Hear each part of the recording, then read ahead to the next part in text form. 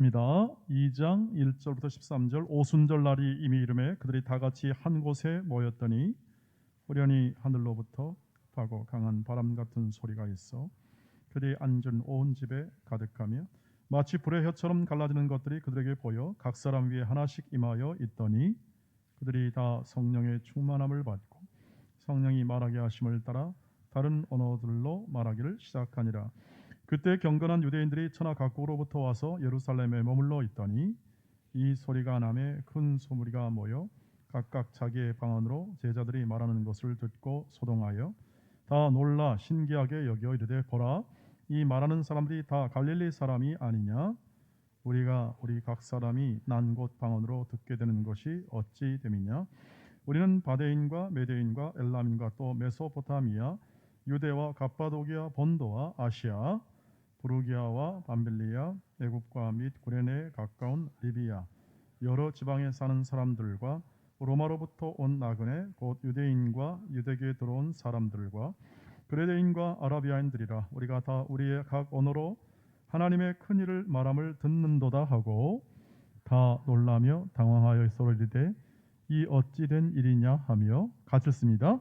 또 어떤 이들은 조롱하여 이르되 그들이 새 술에 취하였다 하더라. 아멘. 오늘 이렇게 우리가 함께 이 말씀을 읽었습니다. 오늘은 성령께서 이 땅에 강림하신 이 사건을 기록합니다. 여러분 보시는, 우리가 같이 읽었습니다만 그 모습을 보면 굉장히 신기한 모습으로 성령이 강림을 하십니다. 하늘로부터 급하고 강한 바람 같은 소리가 있어, 즉 소리가 있습니다. 어떤 소리냐?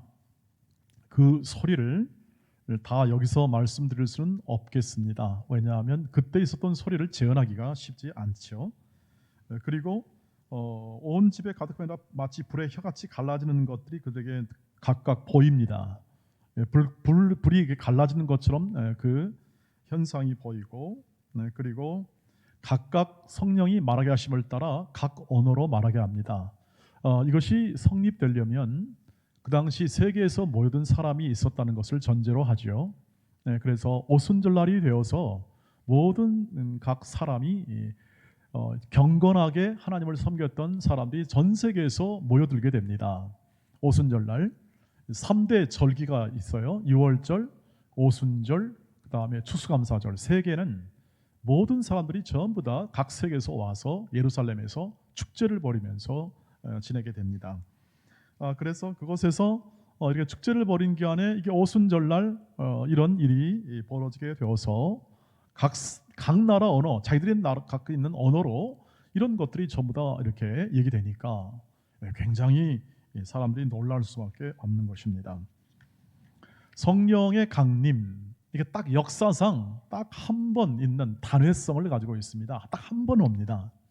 더 이상 성령이 이렇게 구체적으로 또 오는 것이 아니라 이제 한 번 와서 그 성령께서 새로운 시대와 새로운 세상을 엽니다. 성령께서 오셔서 새로운 시대와 새로운 세상을 열죠. 그래서 오늘은 성령께서 여시는 새로운 시대는 무엇이고 새로운 세상은 무엇인가, 이 두 가지를 함께 나누기를 소망합니다. 성령은 무엇보다도 약속으로 오셨습니다. 약속을 따라 오셨다 하는 것입니다. 이게 굉장히 강조되는 부분인데, 구약에 이미 약속이 되어서 이제 때가 되매 성령께서 강림하신 것이죠. 그래서 새 시대를 엽니다. 어떤 시대가 새 시대입니까? 구약 시대를 마치고 이제 신약 시대를 엽니다. 새로운 시대는 신약 시대죠. 구약의 시대는 율법, 그리고 또 어떤 법으로 인하여 그것을 지켜 행하고 또 개인의 경건을 확보했던 시간들이 구약 시대였고, 신약 시대에는 이제 성령이 직접 다스리는 시대가 되었습니다. 그래서 신약 시대를 새 시대라고 말을 하고, 이제 새로운 백성들을 성령께서 이제 모으시게 되는데, 이 성령께서 임재하신다. 하나님의 임재가 성령이 충만함이거든요. 하나님의 임재가 성령이 충만한 거예요. 그래서 이 충만한 임재가 이렇게 임하여 이제 구체적으로 새로운 시대를 엽니다. 그 특징 중에 하나가 뭐냐면 오늘 3절에 나와 있습니다. 우리 3절 같이 보도록 하겠습니다. 3절 시작. 마치 불의 혀처럼 갈라지는 것들이 그들에게 보여 각 사람 위에 하나씩 임하여 있더니라고 있습니다. 각 사람이 성령을 받는데 구약에서는 각 사람이 받긴 받았는데 성령께서 임하셨다가 각 사람이 임하셨다가 성령이 임무를 마치시면 떠나십니다. 떠나시고 다시 오실 때는 또 특별한 임무를 가지고 사람에게 임합니다. 그래서 임하고 또 가시고 또 특정한 장소에 임하셨다가 또 가시고 하면서 성령의 임하심이 특정한 사람, 특정한 장소에 임하셨다가 그 사역이 맞춰지게 되면 떠나가시는 것이 구약에 있는 성령의 임재였어요. 그런데 지금은 이제 신약에 와서 새로운 시대는 뭐냐면 성령께서 한번 임재하신 다음에 절대 떠나지 않으시고 그 사람 안에 들어가십니다. 그전에는 임했는데 그 사람 안에 들어가요. 그러니까 각각 한 사람 한 사람에게 임하는 거죠. 각 사람에게 임하여 그 성령의 일하심을 각 사람 안에서 이제 떠나지 아니하시고 진행하시는 것이 이 특징입니다. 여러분, 이것이 대단한 사건일 수밖에 없는 것이 성령께서 우리 각 사람에게 이제 우리 안에서 임하셔서 떠나지 않는 것이기 되기 때문에 그 위력, 그 역사, 이런 것들이 어떻게 어마어마하게 진행될까 하는 것을 예상할 수가 있습니다. 왜냐하면 이것은 성령 하나님은 임재하신 하나님은 성부 하나님, 성자 하나님과 그 영광과 능력이 동등합니다. 성부 하나님, 창조의 하나님이십니다. 창조의 하나님과 성자 하나님, 우리의 모든 것을 대속하시는 예수 그리스도의 그 능력과 권능이 동일하신 분이 바로 성령 하나님이십니다. 그래서 성령께서 나타나시면 그 자체가 능력입니다. 성령께서 임하시면 그 자체가 능력 가운데 임하실 수밖에 없습니다. 요즘에 여러분, 능력자는 누굽니까? 우리 그 TV에서 가장 능력자가 누굽니까? 제일 능력 있는 사람 김종국입니까? 능력자라고 그래요? 아주 힘이 있어서. 여러분, 그 사람이 있으면 든든하죠? 힘쓰는 건 든든합니다. 힘이 드는 건 그 사람 있으면 뭐든지 다 해요. 그런 것 같습니다. 근데 저도 운동을 좀 좋아해서 운동하는 사람들 보면은 그 근육 있잖아요. 근육 단련을 많이, 나이가 들면 또 갈수록 또 근육 단련도 한다고 그래요. 그래서 근육을 어떻게 단련시키나를 봤더니 샘플로 그 김종국 씨를 이렇게 소개하는 그런 과정을 하나 봤습니다. 능력자가 임하면은 그 모임이나 그 그룹에 있어서는 그것은 확보된 것이나 다름없죠. 성령이 임하신다는 것은 그런 능력 정도를 얘기하는 게 아니라 천지를 만드시고 지배하시고 창조하시고 다스리는 하나님의 임재를 말하기 때문에 그것을 일단 마음에 새기고 그 마음에 다짐하면 그 다음에 우리의 마음이 어떻게 될 것인가는 굉장한 차이점을 나타낼 수밖에 없습니다. 기본적으로 한 나라의 대통령 정도가 밀어주면 못할 게 있겠습니까, 여러분? 한 나라의 대통령이 밀어주고 그 사람이 자기 힘이 되어준다면 아무것도 두려워할 게 없을 것 같습니다. 나라에서 사는 건. 근데 새로운 시대를 열어 우리 안에 거하시고 우리와 함께 하셔서 우리의 인생을 주관하시고 우리의 삶을 주관하시는 성령 하나님이 여러분 안에 계신다고 믿으신다면 그때부터는 여러분의 눈빛과 얼굴빛과 삶의 동기가 달라질 수밖에 없는 것이죠. 여러분은 성령의 시대를 살고 있고 성령께서 베푸시고 나누시고 이루시는 구원의 역사 안에 참여하여 여러분의 인생을 살고 있는 것입니다. 그래서 그 능력의 역사하신 영께서 여러분 안에 계심을 확신하고 그것을 확신한다면 그 안에 거하시기를 주의 이름으로 축복합니다. 그 안에 가는 거죠. 그런데 이럴 수 있습니다. 성령이 내 안에 계시면 내가 어떻게 알 수 있습니까? 성령은 보이지 않기 때문에 그분이 일하시는 것과 행하시는 것을 우리가 따라하고 싶은데 우선 내 안에 계심을 확신하고 싶은 마음이 든다면 고린도서 12장 3절 말씀을 보시길 바랍니다. 같이 읽겠습니다. 그러므로 내가 너희에게 알리노니 하나님의 영으로 말하는 자는 누구든지 예수를 저주할 자라 하지 아니하고 또 성령으로 아니하고는 누구든지 예수를 주시라 할 수 없느니라. 여러분의 마음 가운데 내가 예수님을 주인으로 모십니다 라는 마음이 든다면 그것은 성령께서 주신 마음임을 확신하시길 바랍니다. 여러분이 맨정신으로 예수님이 내 인생의 주인이다 이런 표현을 쉽게 하기 어렵습니다. 여러분의 인생은 여러분의 것이기 때문에 일차적으로 여러분의 것을 남에게 이렇게 양도한다는 것은 있을 수가 없는 일이죠. 그건 불가능한 일입니다. 여러분의 인생을 남에게 줄 수는 없는 거죠. 그런데 예수님을 주시라 한다는 뭐냐면 내 인생의 주인이 예수님이라는 사실을 고백하는 거예요. 그 고백은 성령이 아니고는 할 수 없습니다. 그래서 성령이 여러분 안에 계시면 그런 고백이 나올 수 있습니다. 그 고백이 나온다는 것은 여러분 안에 성령이 일하시고 계심을 확인하시길 바랍니다. 로마서 8장 16절 보세요. 성령이 친히 우리의 영과 더불어 우리가 하나님의 자녀인 것을 증언하신다고 했습니다. 여러분의 영이 있습니다. 하나님의 영이 여러분 안에 계시고 여러분의 영과 더불어 여러분이 하나님의 난 자녀이다 라는 생각이 드신다면, 여러분의 마음에 난 하나님의 자녀야 라는 생각이 드신다면 그것은 성령께서 하시는 일의 결과로 받으시면 충분합니다. 그래서 그것이 여러분의 내용이 되시기를, 신앙의 중심이 되시기를 바랍니다. 성령이 여러분 안에 계셔서 여러분이 하나님의 자녀인 것을 알게 하시고 여러분이 예수를 믿음으로 살게 만드시는 겁니다. 성령께서 이러한 여러분 안에 계시는 새 시대를 여는, 각 사람 안에서 여는 그 삶을 여러분 청년 때부터 사는 것이니 얼마나 복된 것인가 하는 것을 생각하게 됩니다. 수많은 사람이 그런 삶을 살지 못합니다. 수많은 이 땅에 있는 사람들이 청년 때부터 예수가 그의 영을 통해서 열어주는 새 시대를 사는 것이 아니라 자기의 인생을 살아갑니다. 자기의 모든 삶을 살아가죠.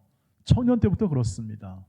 쓰디쓴 쓴 잔을 마시면서 내 인생 살아보니 별거 없더라 하는 그러한 60, 70대 정도의 고백에 이르기까지 그는 그대로 살아가는 겁니다. 이렇게 좋은 시대가 있는 것도 모르고 살아갈 수밖에 없는 것이 인간이 죄 아래 사로잡혀 있는 삶의 결과라, 이렇게 얘기를 할 수가 있습니다.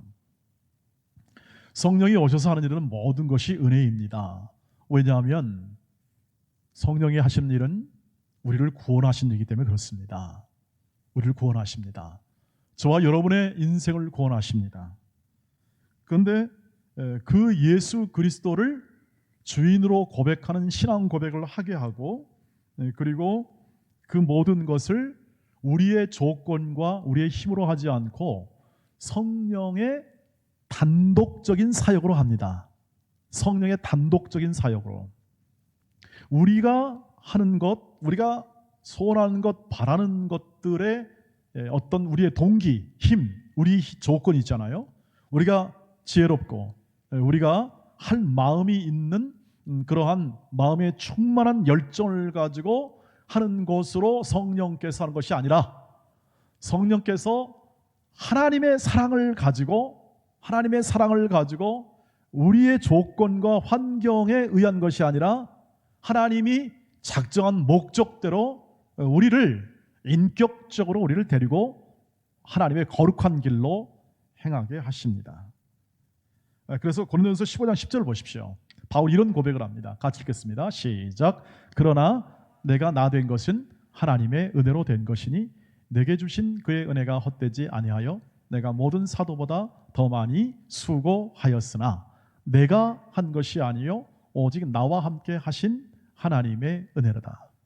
여러분, 은혜라는 말을 쓰면 어떤 생각을 드냐면, 우리는 은혜는 은혜 받았습니다 그러면 깨달았다 하는 정도의 은혜를 얘기하게 되고, 두 번째로는 내가 좀 저 사람한테 호의를 받았다 그래서 내가 당신에게 은혜를 입었습니다 하는 정도로 생각을 합니다. 근데 은혜의 본질은 뭐냐면, 여기 잘 들어보세요.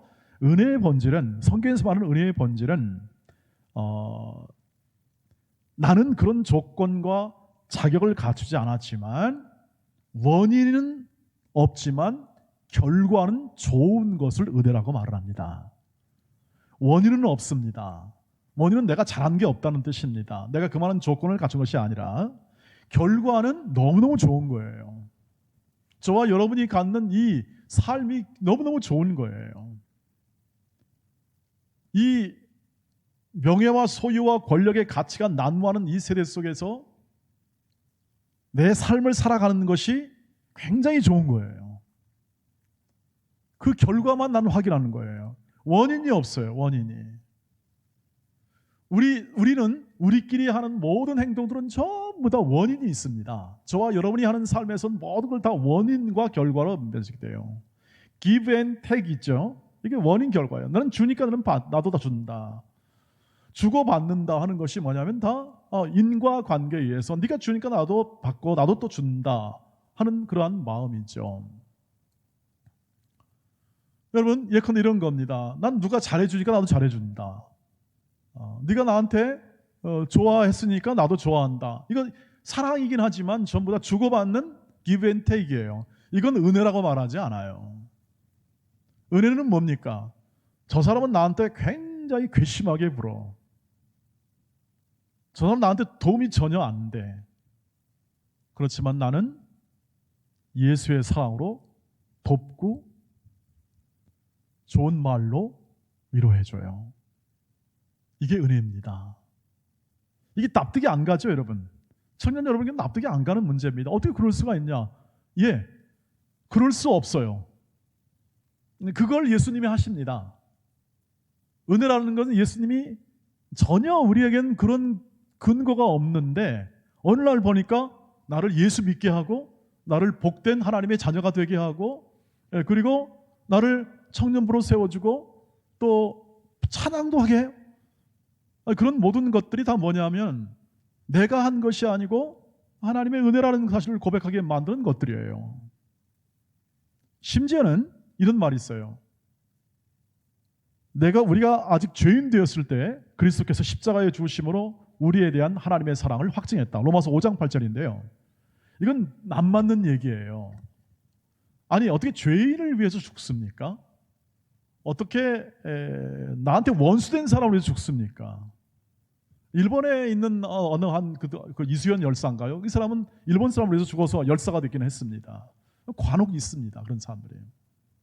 근데 보편적으로 여러분들을 막 핍박하는 사람을 여러분 사랑할 수 있겠습니까? 그럴 수가 없어요. 우리 인간적으로는 그럴 수가 없는 겁니다. 아니 당장 옆에 나가서 여러분한테 시비 거는 사람 있으면 어떻게 하겠습니까? 맞짱 뜨는 거죠. 저 이런 말 가면 맞짱 뜰 겁니다. 왜? 내가 독립된 한 인격적인 인간인데 왜 나를 시비 걸어? 너 맛 좀 봐라 할 겁니다. 교회 안에서도 있죠? 교회 안에서도 여러분 친구끼리도 있잖아요. 이런 삶을 살아가는 게 인과관계예요. give and take이에요. 그 안에도 인간적 사랑은 있습니다. 근데 은혜라는 표현을 쓸 때는 나도 은혜라는 것을 쓸 때는 그게 아니에요. give and take이 아니라 나는 그냥 무조건 받는 겁니다. 원래 개념은 호의니까 왕이 주는 호의니까 백성들은 갚을 능력이 없는 거죠. 그러니까 여러분 원리적으로 말하면 내가 주의 은혜를 갚겠다라는 표현을 쓰면 그건 말이 안 되는 겁니다. 내가 주의 은혜를 갚겠다 주님에게 그걸 어떻게 갚아요? 사실 그렇습니다. 여러분 어른들에게 은혜를 갚는다 예컨대 여러분의 부모님에게 은혜를 갚는다 갚기가 어려울걸요. 왜냐하면 부모의 사랑이 훨씬 크잖아요. 뭘 큰데 우리가 뭘 갚는다 해서 그렇잖아요. 그게 우리 어버이 은혜는 하늘 같아서 그러잖아요. 얼마나 크냐. 근데 그걸 어떻게 갚아요? 갚을 수가 없는 겁니다. 은혜는 갚으라고 주는 게 아니라 은혜는 누리라고 주는 겁니다. 선물이잖아요. 여러분 선물 받으셨습니까? 받으시죠. 아직까지는 돈을 벌지 않고 아마 여러분 그 직업생활하지 않으면 아마 학생들은 다 선물을 받을 겁니다. 선물은 누리면 됩니다. 감사함으로 누리면 되는 거죠.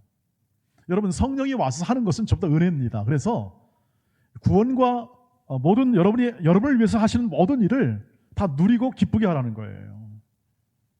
그것이 성령의 뜻입니다. 여러분 보고 뭘 많이 해가지고 내가 멋지고 훌륭한 사람이 되어서 하나님을 기쁘시게 하겠다.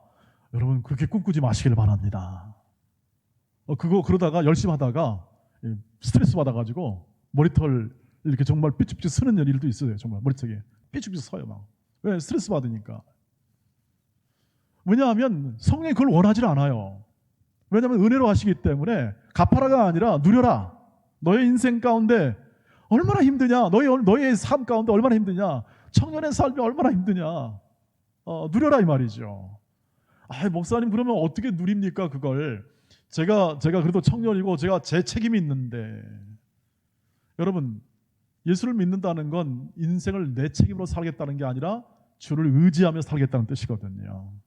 책임이 없다는 뜻이 아니라 주를 의지하여 책임을 지는 거죠. 그래서 내 인생을 주께 드리면 주님이 내 인생을 책임지겠다는 겁니다.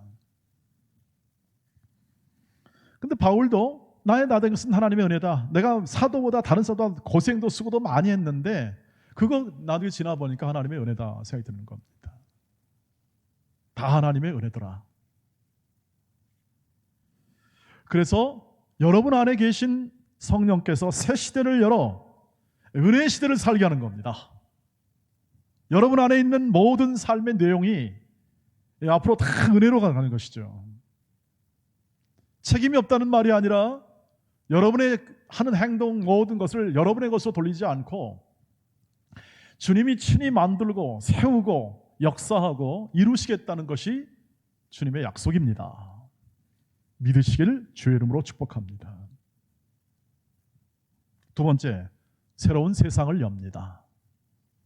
새로운 세상을 연다는 것은 뭘까요? 저와 여러분이 지금 이 세상을 살고 있는데, 이 지금 눈앞에 펼쳐져 있는 세상을 살고 있는데, 그럼 새로운 세상은 무엇인가가 여러분 안에 정리되어 있어야 새로운 세상을 살 수가 있죠. 예수 믿고 사는 것을 새로운 세상을 산다고 합니다. 저와 여러분이 갖는 새로운 세상이죠. 부활 생명으로 사는 세상입니다. 이렇게 말씀드리면 이것이 아직까지 머리에 들어오지 않습니다. 잘. 왜냐하면 우리가 지금 현대 두 발 딛고 있는 세상을 이 세상 전부라고 생각을 해요. 우리가 살아가는 눈으로 보이는 세상.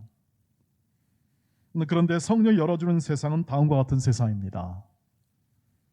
11절 말씀 보시길 바랍니다. 11절 같이 읽겠습니다. 시작. 그레데인과 아라비아인들이라 우리가 다 우리의 각 언어로 하나님의 큰 일을 말함을 듣는도다 하고 되어 있습니다.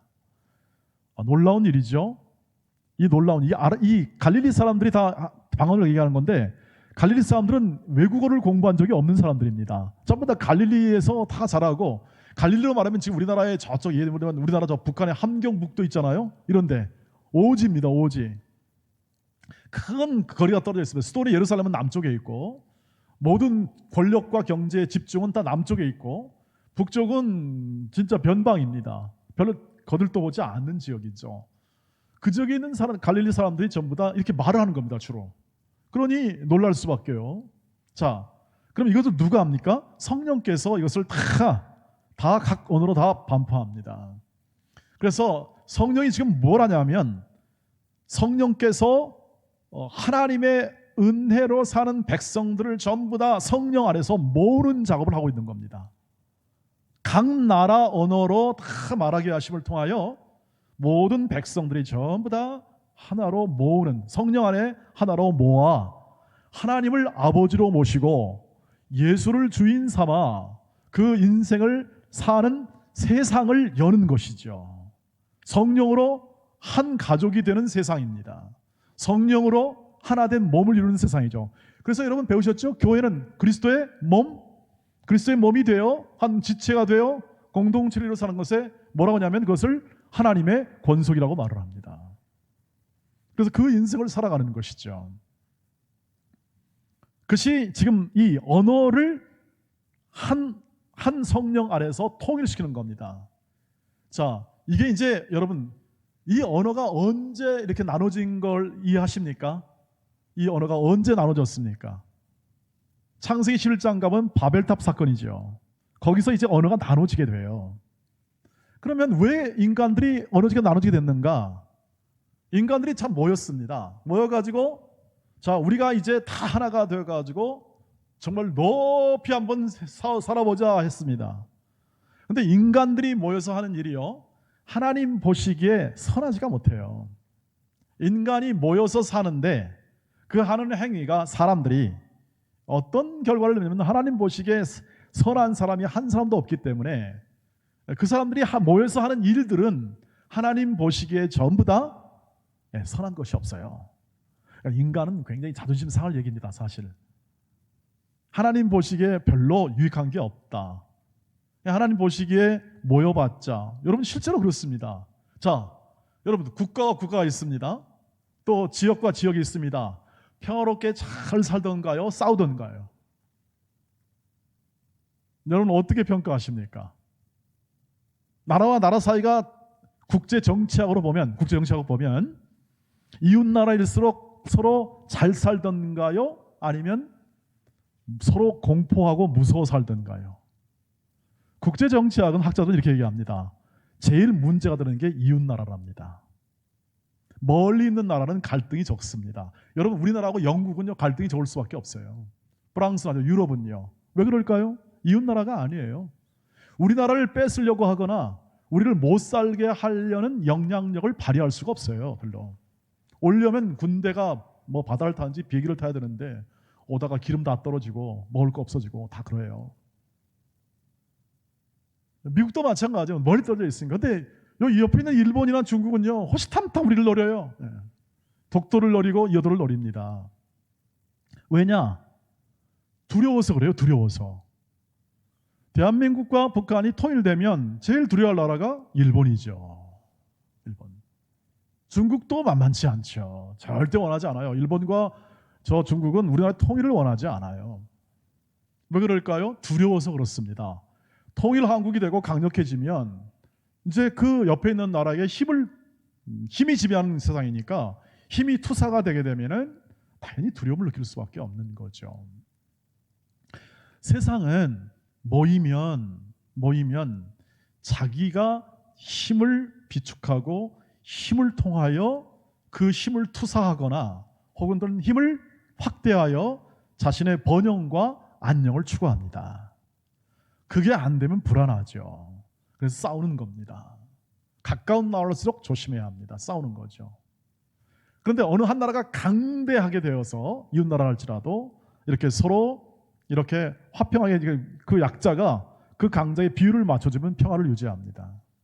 그렇지 않고 이렇게 서로 맞짱 뜨면 그때부터는 갈등이죠. 끝없는 갈등이 계속되는 것이 이웃 나라입니다. 자, 무엇을 얘기할까요? 바벨탑에서 하나님이 흩으십니다. 흩으시는데 왜 흩으시냐면 이 백성들이 모여 있으면 공멸이에요. 공멸. 악한 짓을 하니까 흩습니다. 흩어서 이 백성을 살게 하는 겁니다. 그런데 오늘 이 사도행전 2장 안에서는 성령께서 언어를 통일시킵니다. 전부 다 성령 안에서 성령의 능력으로 통일시켜서 전부 다 하나가 되게 합니다. 그러니까 흩으시는 것도 하나님의 은혜입니다. 살게 하기 위해서. 그다음에 하나가 되게 하는 것도 새로운 세상을 열어서 하나님의 성령 안에서 살게 하시는 것이 세상이죠. 문제는 눈에 보이느냐입니다. 눈에 보이느냐. 저와 여러분이 살아가는 이 새로운 세상은 보이지 않는 하나님의 영의 인도하심을 받는 세상입니다. 그래서 우리는 답답합니다.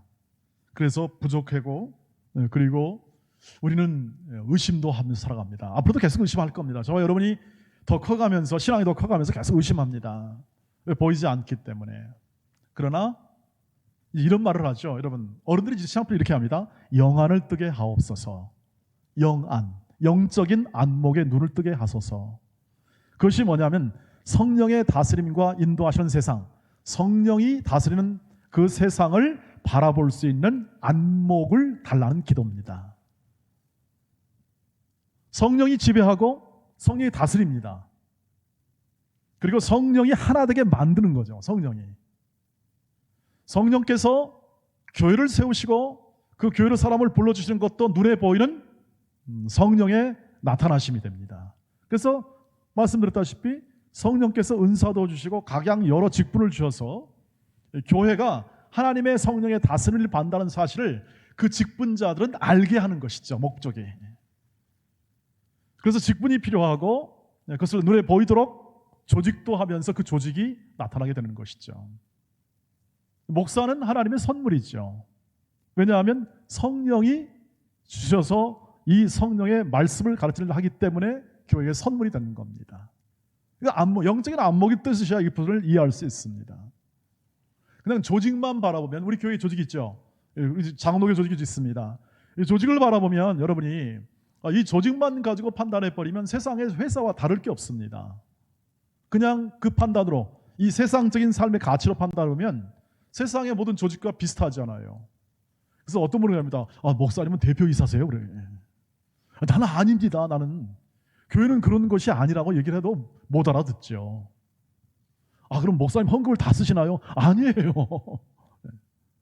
그런 거 아니라고 말씀합니다. 왜냐하면 세상은 다 그렇게 그걸 바라보잖아요. 조직만 바라보면.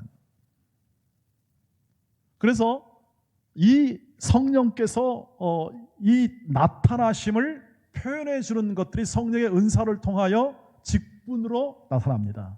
그래서 이것은 권력이 아니에요. 힘의 지배 원리가 아니에요. 교회는 힘과 권력의 지배가 아니라 성령의 다스림에 순종함으로 나타나는 것이죠.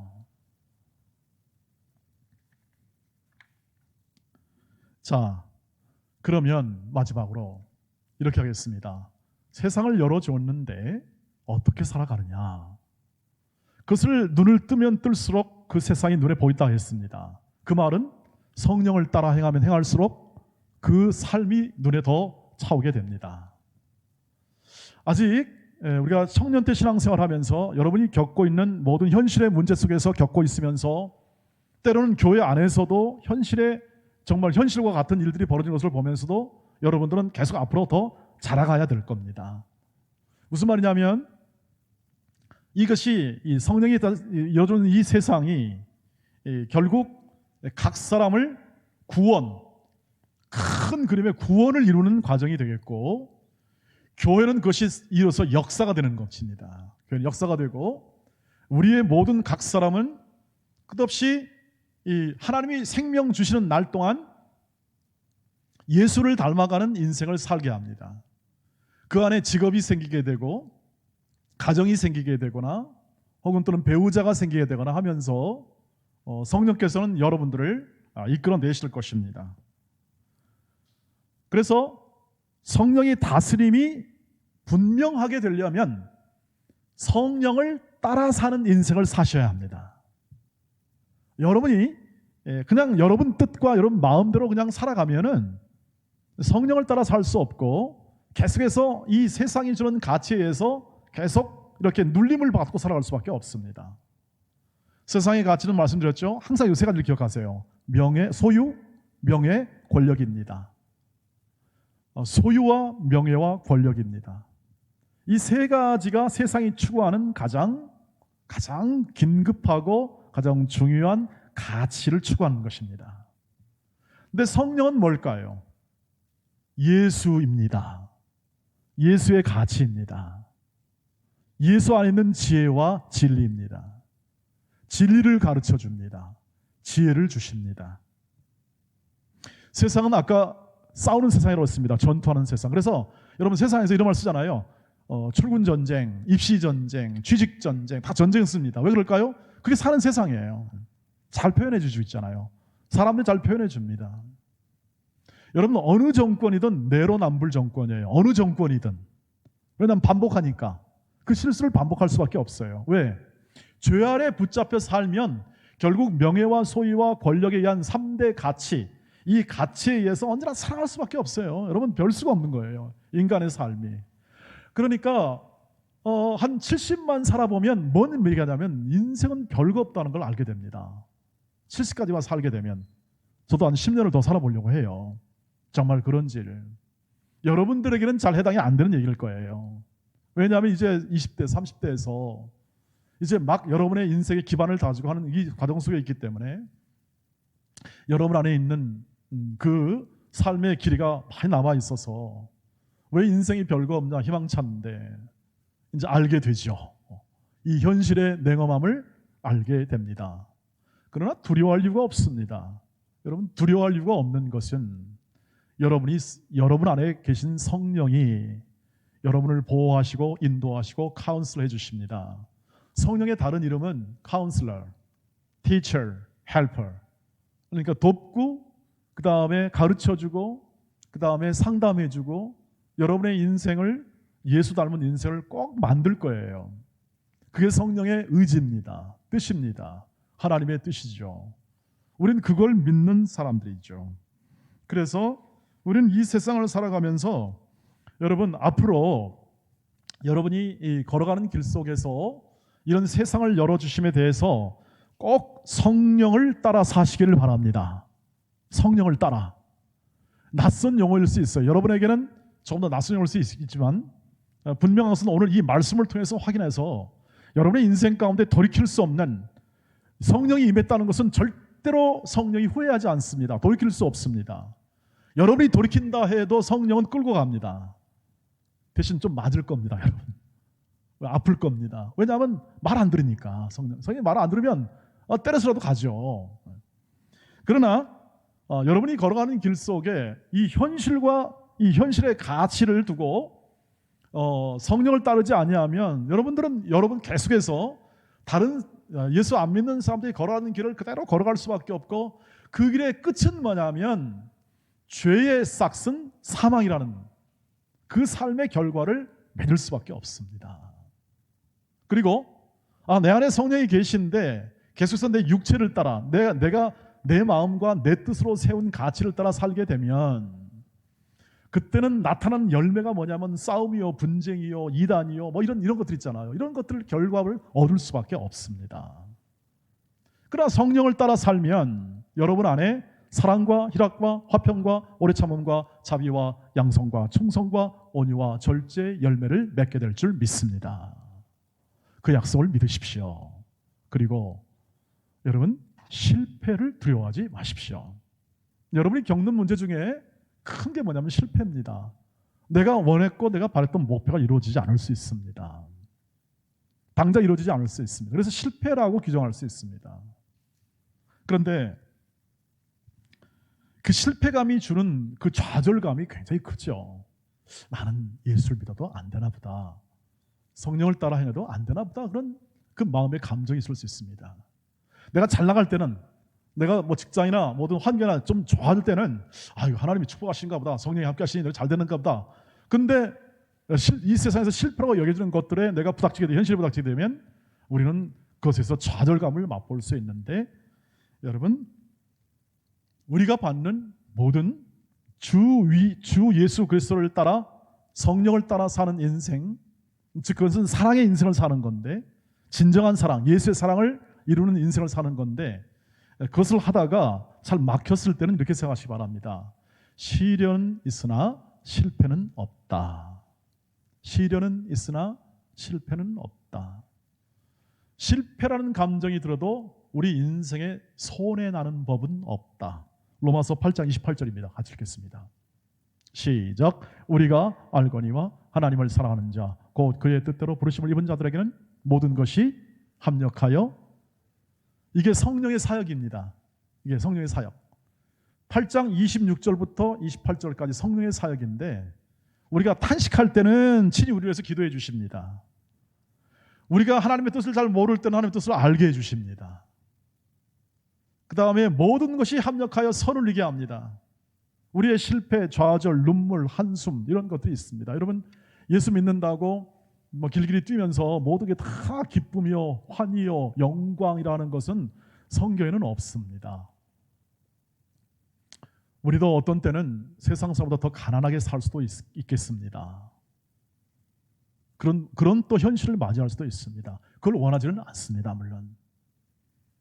그리고 세상 사람보다 더 공부를 못해서 대학 문제도 그렇고 또 직장 문제도 그럴 수도 있습니다. 그게 실패가 아니라는 겁니다. 우리에게 부여받은 인생, 성령 안에서의 새로운 세상은 뭐냐면 사랑과 희락과 화평과 오래 참음과 자비와 양성과 충성과 온유와 절제의 열매를 맺는 인생입니다. 그것을 일컬어 사랑하는 인생이라고 말을 합니다. 사랑은 두려움이 없습니다. 사랑 안에는 두려움이 없습니다.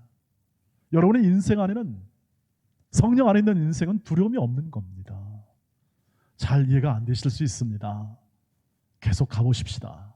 이 길을 걸어가 보십시다. 말씀과 함께 계속 걸어가 보세요.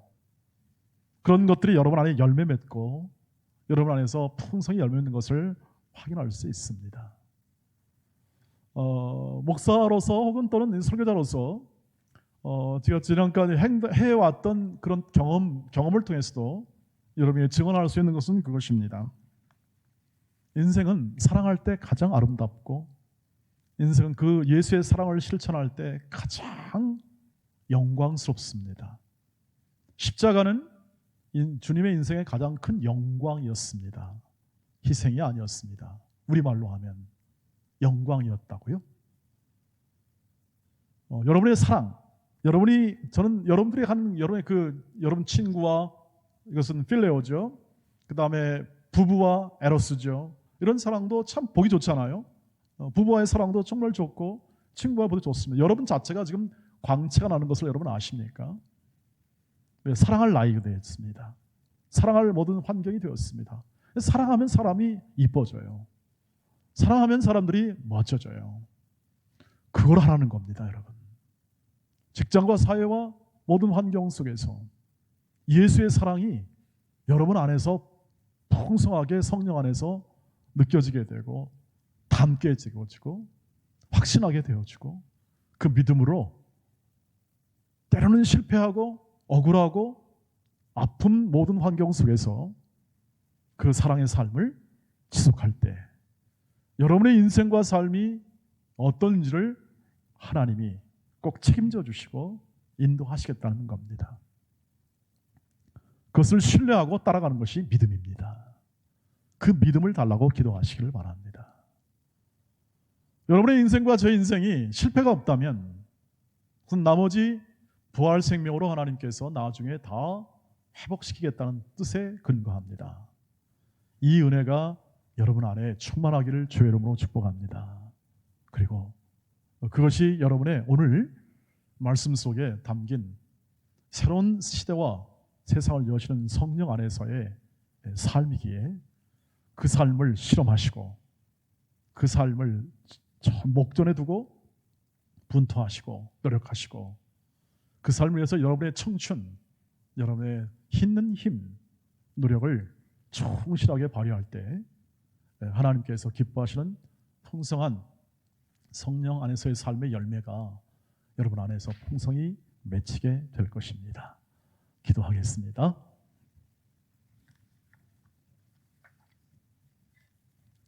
거룩하신 주님, 주의 영이 우리의 모든 청년 안에 계신 줄 믿습니다. 이들을 다스려 주시옵소서. 이들을 세워 주시옵소서. 모든 것이 합력하여 선을 이루시는 성령 하나님의 역사가 이들 가운데 이 청년 시기부터 충만하게 거하여 주시옵소서. 이들의 눈을 뜨게 하옵소서. 성령의 일하심을 눈을 뜨게 하옵소서. 일터와 환경과 여건 속에서 어떻게 일하시는지 우리의 초점이 맞춰지게 되고 우리의 삶의 동기가 부여되게 하옵소서.